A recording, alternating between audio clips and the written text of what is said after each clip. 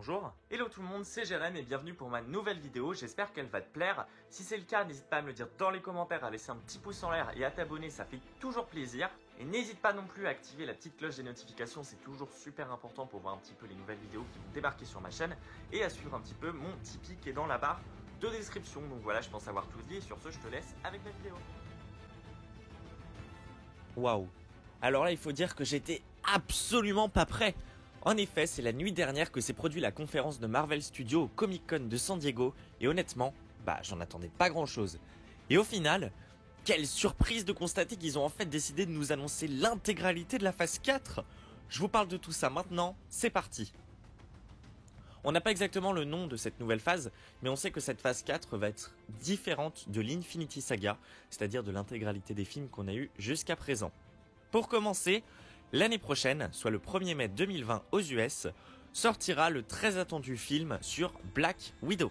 Celui-ci se passera après Civil War et nous emmènera avec Natasha à Budapest afin de nous expliquer ce qui s'est passé là-bas par le passé avec Hawkeye et nous montrera entre autres des combats contre Yelena, sa sœur d'armes en quelque sorte, et contre Taskmaster qui sera l'ennemi de cette histoire. Je m'attendais pas du tout à ce que ce soit lui le méchant, au vu des photos de tournage, mais bon, on verra bien. Ensuite, à l'été 2020 sortira la série Disney+, sur le Faucon et le Soldat de l'Hiver. Car oui, dans cette phase, les séries Disney+, seront bel et bien intégrées au tout, contrairement aux séries de Marvel Télévision. Que dire de cette série, si ce n'est que j'en attends pas grand-chose, n'étant pas vraiment fan des personnages et de leur nouveau rôle. Le 6 novembre 2020 sortira enfin Les Éternels, cet ancien groupe de super-héros cosmiques mené entre autres par des grosses têtes du cinéma tels que Richard Madden ou encore Angelina Jolie. Un nouveau groupe, un nouvel univers que j'ai plutôt hâte de découvrir et qui me hype pas mal. Ensuite, pour l'année suivante, soit 2021, que de dire ça paraît super loin, on commencera le 12 février avec un nouveau personnage dans le film, Shang-Chi et la légende des 10 anneaux.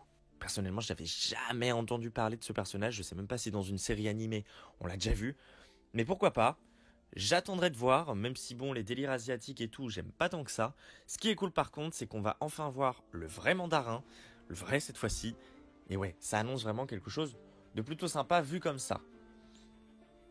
Ensuite, au printemps 2021 sortira la série WandaVision qui va explorer, WandaVision ou Wanda, ça dépend comment vous le prononcez, qui va explorer la relation entre ces deux personnages par le passé, je présume.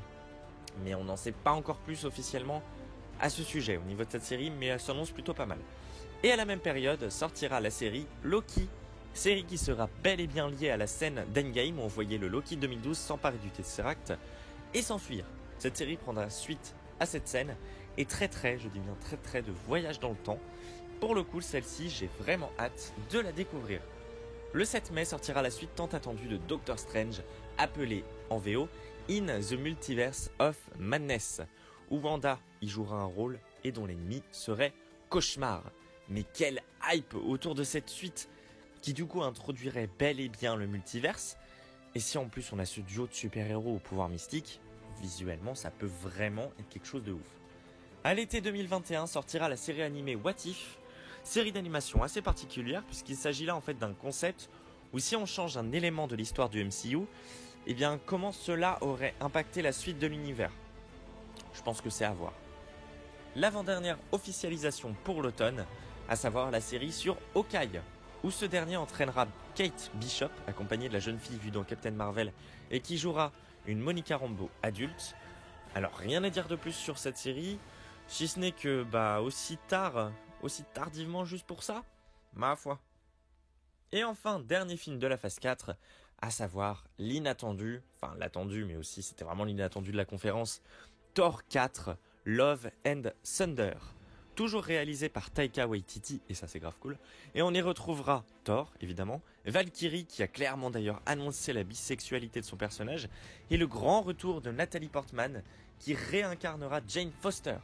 Et aussi, grosse info, la version féminine de Thor sera présente dans le film. Alors étant donné que j'adore ce personnage, je suis ultra fan, alors s'agira-t-il d'une version de Thor provenant d'un autre univers, ou de Natalie Portman ayant la possibilité de soulever Mjolnir?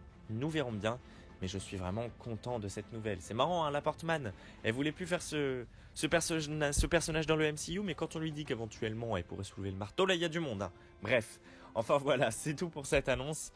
Ah non, pardon, on nous annonce aussi que les films Captain Marvel 2, Black Panther 2 et les Gardiens de la Galaxie 3 évidemment sont en cours de développement, et que des films sur les X-Men, les 4 Fantastiques et Blade sont eux aussi annoncés en développement, ce dernier étant plus avancé que les autres, ayant notamment déjà un acteur principal.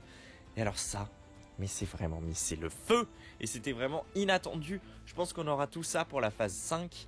Mais bien sûr, faut pas trop s'avancer, car souvenez-vous des changements qu'on a pu avoir par le passé au niveau de certains films. Hein. Coucou les Inhumains. Bref, je sais pas vous, mais moi, étant un grand fan de l'univers Marvel au cinéma, j'ai vraiment, mais vraiment, beaucoup trop hâte. C'est la fin de la vidéo, j'espère qu'elle t'a plu. Si c'est le cas, n'hésite pas à me le dire dans les commentaires et à laisser tes avis, c'est super important. Et nous on se retrouve très prochainement pour une nouvelle vidéo. Salut tout le monde!